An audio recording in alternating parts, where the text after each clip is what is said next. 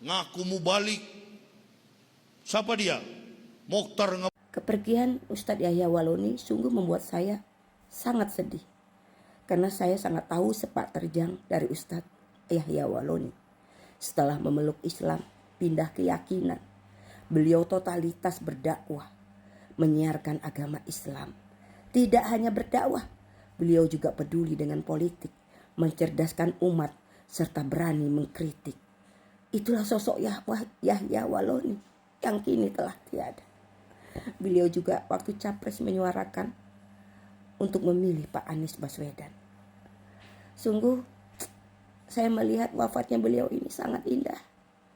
Wafat di hari mulia, hari Jumat.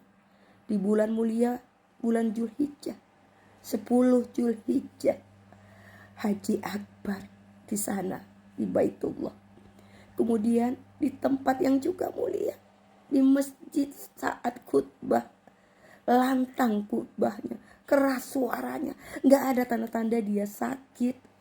Tapi kemudian ajal menjemputnya. Dengan tersenyum. Kita pantas iri, teman-teman. Kita pantas iri. Kita yang muslim dari lahir belum tentu bisa wafat seperti itu. Wafat yang begitu indah. Senyum di wajahnya membuktikan beliau telah melihat surga yang dijanjikan Allah Subhanahu wa ta'ala. Dan saya sangat sedih kehilangan ulama seperti Yahya Waloni.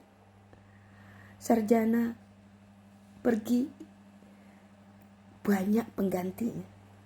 Tapi ulama yang lurus, ulama yang berani, ulama yang berani mengatakan yang hak itu hak dan batil itu batil, susah dicari gantinya. Dan itu telah pergi Ustadz Yahya Waloni.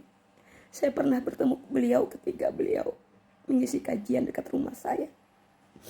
Beliau mengisi kajian sambil menjual bukunya untuk sebagai ladang dakwah dan operasional dakwahnya dengan menjual bukunya. Beliau tidak mencari harta kekayaan. Dan ketika kampanye kemarin capres, beliau juga dengan lantang untuk menyuarakan memilih Pak Anies Baswedan. Saya bersyukur berada di barisan beliau.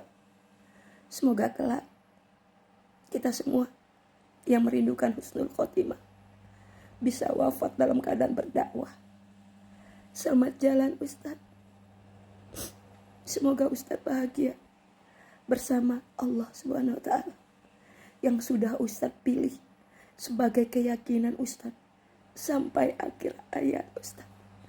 Allahumma firlahu warhamhu wa'afihi wa'fu anhu. Amin ya Rabbal